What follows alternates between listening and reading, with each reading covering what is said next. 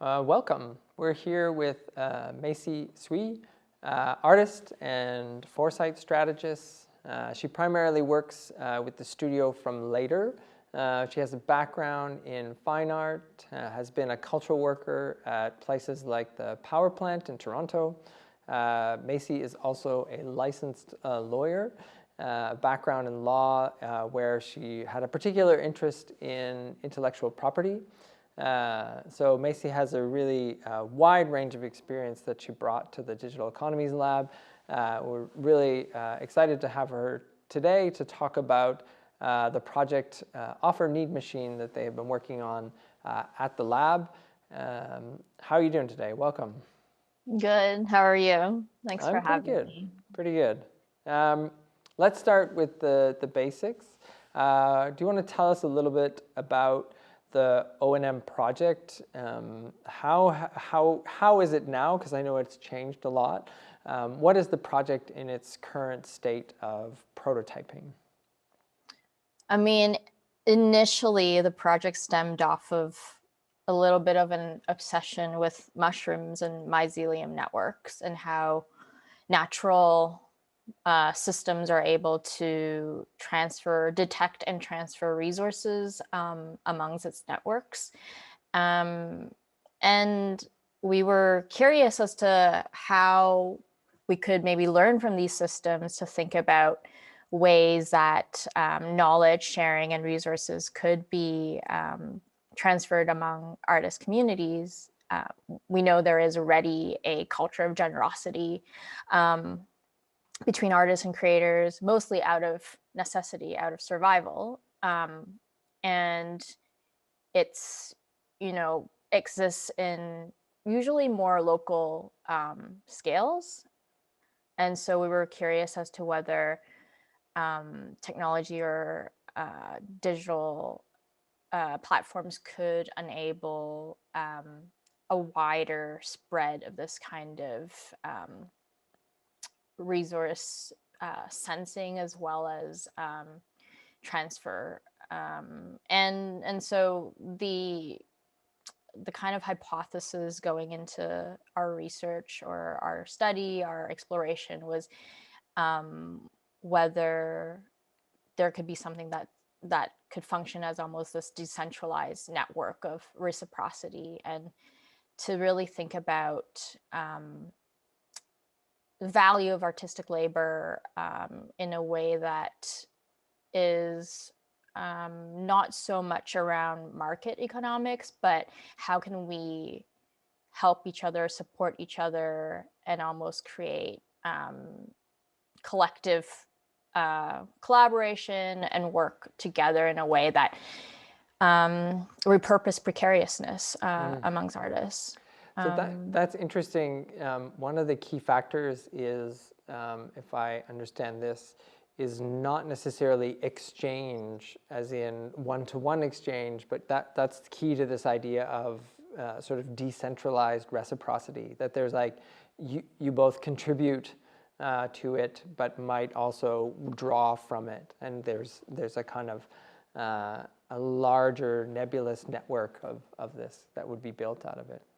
Yeah, that was, I guess, our ideal hope, in that perhaps some of the values that already exist within, like I was saying, this culture of generosity amongst creators could be more widespread, could be better leverage, could become, a acknowledged system of its own. And so we were drawing a lot of inspiration from solidarity economy principles, gift economy practices, to think about could something exist where it's not about this like quid pro quo exchange. It's not transactionary, but it's more about this almost like kinship structure where you have others are supporting you that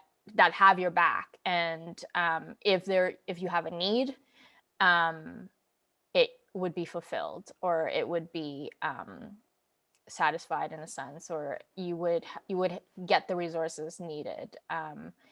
And so the idea was to kind of stem off of a simple expectation of like a 1 hour gift, so that you're giving in order to partake, and in that sense you're also embodying some of the values that we hope this network or the system could promote. So that's sort of the seed entry point that of your initiation, your first step into the network is to make a contribution. I mean, I think one of the most interesting things and one of the most challenging things that the project has taken on is rethinking how we share, and rethinking in particular value. You know, how do you untangle monetary value from its sort of hold on our systems of exchange? That's like a really quite a wicked problem. Can you talk a bit about how you guys have faced that challenge and thought about that process? Yeah, I mean, it's very hard, and I feel like more and more so it's an expectation of artists to be everything, to be, you know, the business person, the PR person, and also to be the creative, and and and have your practice. So it's a system that's really hard to topple. But I think that's part of kind of what we wanted to explore, is whether like an economy of care could become something that not replaces, but could be adjacent, or to to topple a little bit, like to become this anti-capitalist alternative. And Yeah, it's interesting though, yeah. you said something there about the idea that like the idea of maybe eroding more than topple, or even just coexisting with something that can shore up the care that is needed. Like, we need multiple systems working at once in order for us to find a more fulfilled life, right? We can't simply have one system, and then this is kind of a way of maybe formalizing some of those elements. And I think these already exist among, among different communities within, especially within like marginalized communities, racialized communities, because they have had to survive against institutions and systems of oppression. So how do we amplify those practices, and how do we better recognize and acknowledge those values, so that, yeah, it's almost like, can it seep through and like you were saying, erode these other expectations, around always producing, around always being busy, always having to make and create, and yet not having not being acknowledged for it, and not being compensated properly, and also constantly struggling to find resources to continue your practice. You mentioned these informal networks, like how so much of it in some ways exists. I wondered about, as we sort of look towards the impact of Silicon Valley, and particularly some of the most significant sort of corporate players, Airbnb, Lyft, they really have excelled at sort of refining a platform that could monetize informal networks.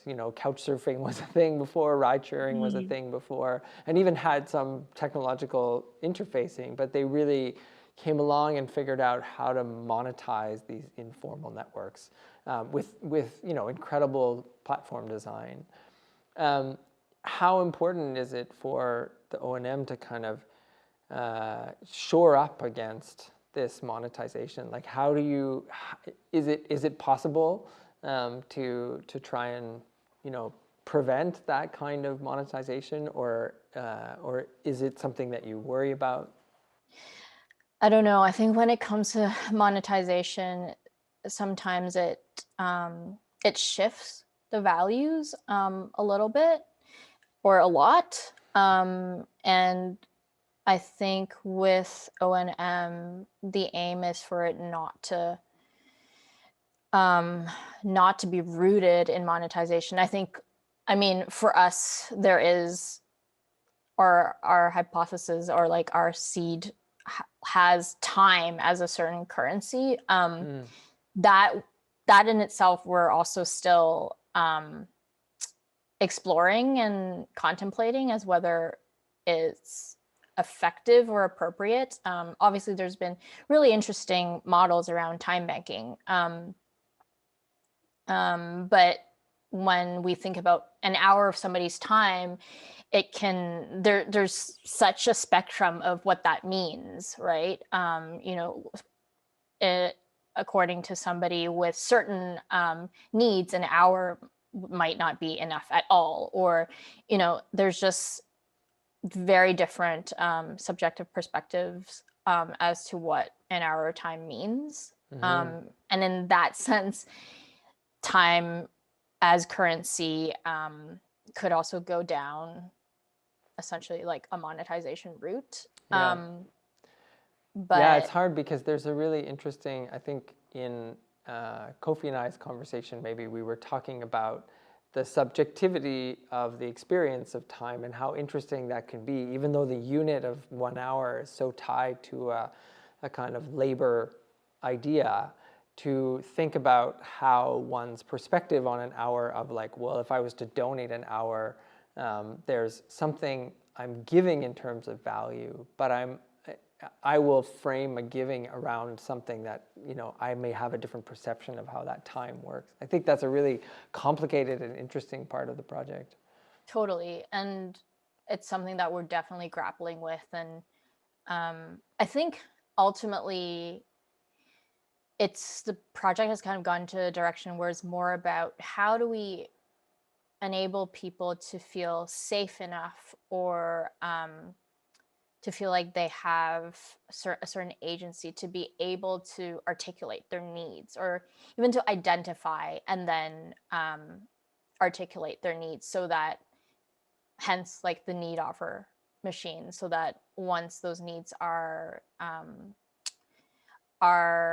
identified, they can then be met in a way that it's appropriate and suitable and effective for the person whose needs need to be met.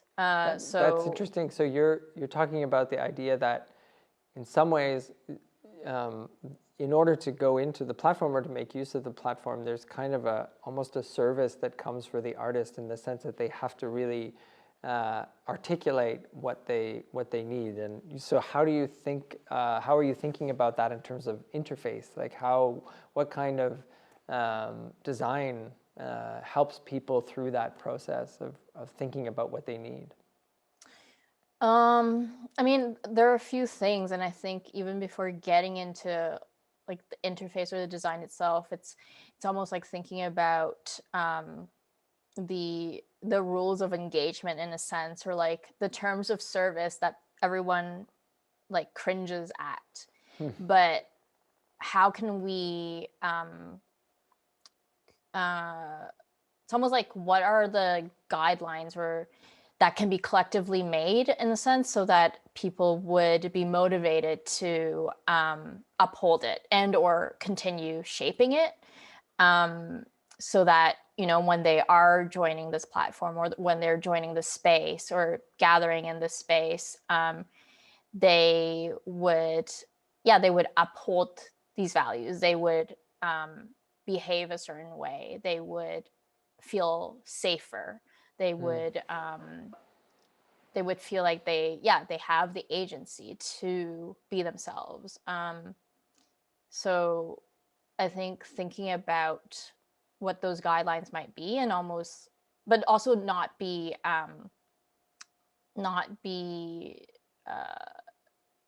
like not dictated in a way. Mm-hmm. How can it come from, how can it be like a collective work? How can it be generated collectively, or how can it continue to evolve as more and more people participate, if it comes to that?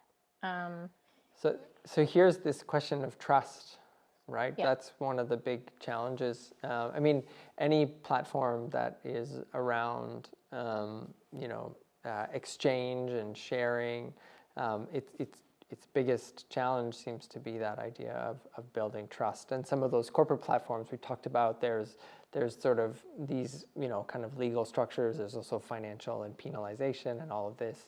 But that seems quite antithetical to what you guys are doing. So how have you been considering trust? And I wonder too, in that last comment you were saying, like, do trust and scale have a sort of relationship? Is there a scale that certain types of ways of thinking about trust are more suited to? Yeah, I mean, I think with those platforms, the idea is that the people who are on it are essentially consumers. But how can we think of participants as like co-conspirators, or just not put that user or consumer lens to it, but in thinking more about the relationship of people within a platform. And I mean, trust is a really powerful and also like renewable human resource. And I think at the core of it is really about feeling like you are able to make yourself vulnerable to another person, or another entity. And I guess feeling like whoever you're interacting with is also being vulnerable to you.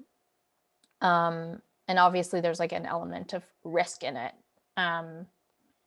And I think sometimes in the other platforms, that risk is like paired up against convenience, or, being able to do things quickly, or, yeah. Have you seen, we're sort of using the straw human of the punching bag of this corporate structures. What are the kinds of projects that have inspired you in the research that you've been doing along the way? Like, are there models from within culture, or are you looking to adapt models, existing models, to a cultural context? How have you been thinking about those parts? There are different things that we've looked at. Obviously, mentorship programs, or mentorship models as one, or a lot of asynchronous learning models are happening where people are contributing to study together, learn together, and facilitate conversations or hard conversations together.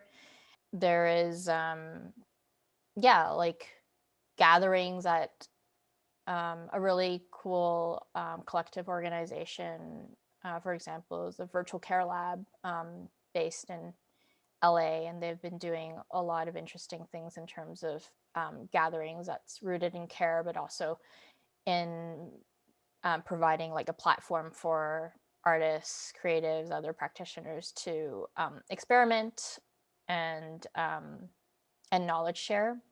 So I think especially with the impact of COVID and things going online, there's been a lot of interesting community building that's happening in unexpected spaces. I think we've been looking at a lot of these different types of models. And an And there are openness others that to have like, sorry, go ahead. an openness to using technology in unprescribed ways. I think that's definitely, hopefully, something we can carry forward in a wider community. That there is a sort of been a forced digital education for a lot of people, that has led to, doesn't necessarily mean, not like a utopic thing, but that there is just a little bit of increase in a wider range of digital literacy, meaning that we can maybe repurpose things in new ways. You mentioned the gatherings in LA, and in your project, I think I always kind of assumed it as a digital network that could, being the sort of country territory that we are is quite expansive. But do you think that is the way that you would like it to start out, or do you see it as having to have a physical human interface, like in space meeting component of it as well? I mean, I'm definitely biased in the sense that I prefer in person, or maybe I'm just completely zoomed out. But there is a bit of magic in an in-person gathering, but I've also seen and experienced myself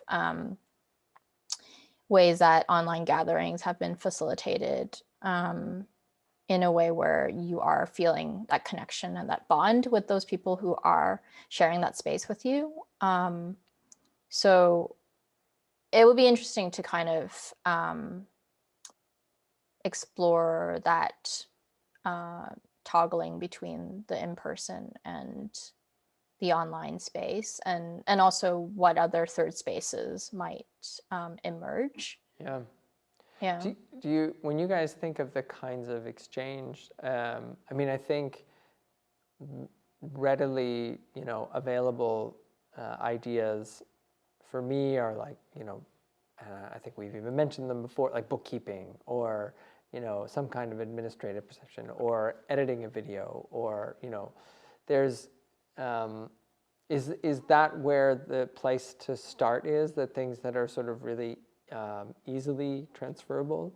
And maybe a more complicated question is, like, is it a bit of a cliche that there's like an overabundance of certain kinds of skills within the artist community and a significant lack? Like, there'll be one person donating all the bookkeeping and there'll be a whole bunch of people wanting to give Photoshop experience. I mean, I would hope that it would be more than these very specific hard skills. I would hope that it would facilitate like harder conversations that maybe creatives don't normally have amongst themselves, or maybe it's between like culture worker or even a practitioner within an institution and an artist. And yeah, I think we're increasingly interested in digging into how power dynamics can be not managed, but what's the word? I guess acknowledged, but also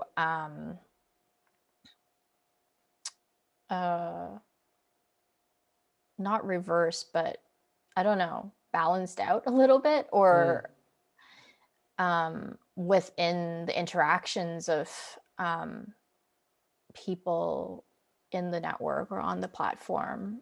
So I think part of my own personal aim is to have this platform be something where people are able to have hard conversations, to think about what institutional biases there are, or what other types of biases exist within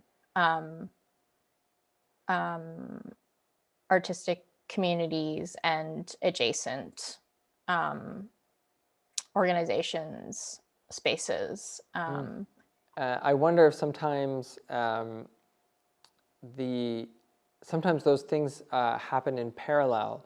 Like, I think of the idea of the way cooking or sharing food or working with tools, which are really pragmatic things, often have a parallel track of sometimes laughter, sometimes joy, sometimes tears, sometimes just heartfelt connections, that when we're somehow doing something, we release ourselves to have a different kind of connection with others. So I wonder if even fostering some of the, like, that the two coexist, I guess, that fostering some of those pragmatic exchanges alongside those things happen, more significant things that you don't push or force. Yeah, for sure. I like that can definitely see that happening as well. And I think, yeah, we've talked to different people who have, put out interesting mentorship models, and learning insights from how those might form, and whether it's more rigid guidelines where expectations are set like from an organizational point of view, or whether it's like much more emergent from the participants themselves. I think agency within how participants define their own expectations with each other is really important. But also for the platform to, have resources for them to do that in a way that makes sense for them, or in a way that's accessible to them, is equally as important. If we go back a little bit to the strategies of actually arriving at some of your thinking at this point in the project, it was really interesting to watch you guys as a group form around very esoteric ideas of thinking about biomimicry and the inspiration from even specific ways that, as you said, mushrooms organize and communicate, and forests as well. Did you put off a long time thinking really like practically about the design, sort of like the UI or the technological infrastructure inside? Was that, and does that continue to be a kind of deliberate strategy to try and get somewhere more interesting and more unseen? Or is it just kind of like was it just kind of another kind of looseness? What was the motivation there? I think it's not wanting it to be solution focused, because I think we acknowledge that we have so many assumptions right now, and I certainly don't feel like we're even at a point where we're able to, blueprint maybe an experience. I feel like we kind of started off very generative and took, inspiration from a wide variety of things, and then we kind of came up with a concept, and now we're testing the concept a little bit in terms of just speaking to different people, seeing what other models might currently exist or have existed in history, and just trying to derive insights from that. And I know it's like a very privileged position to be able to do the research that way, and I'm grateful for that opportunity. Well, for us, it was very exciting to see someone taking the group taking the challenge in that way, and in a way that we hoped the lab would offer. That it, like to have a lot of terrain to move around in and explore and experiment and see, and fail in some ways, right? To think of things that might go wrong and even try some things out. And I think the concept is shifting. I mean, even the idea of the 1 hour gift we've heard a lot from different people from different communities where, just like questioning that hour. So we're like, would this even work? I'm not sure. And what other ways would be more appropriate? So yeah, I guess it's interesting to kind of just constantly to utilize research to be like, okay, we have a concept, like how can it be broken? How can we break it? And then how can we rebuild it to something that is more resilient? Yeah. Well, if we can go back to the question of technology, and because I think it's something we've talked about with everyone in these conversations about the Digital Economies Lab, that we proposed a lot of frameworks that were very tech-centered, and a lot of the participants kind of pushed back against that.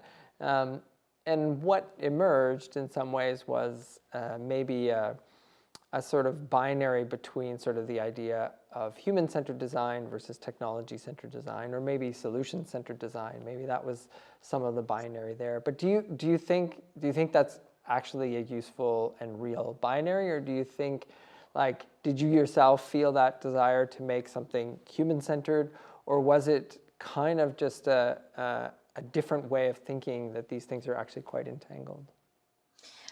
I don't know, And just in saying increasingly, that, I set up a binary, which is I mean, increasingly, I'm also just like against the focus on human-centered.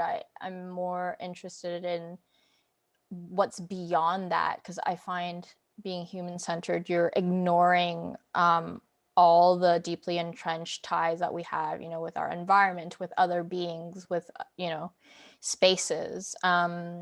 So, I mean, something that's come up is like the idea of society-centered design, where you are acknowledging, you're designing for the collective, you're designing for a broader context of systems that we know as humans we impact, and in rethinking kind of our social contract with each other, with spaces, with other living things, and also the notion of like more than human.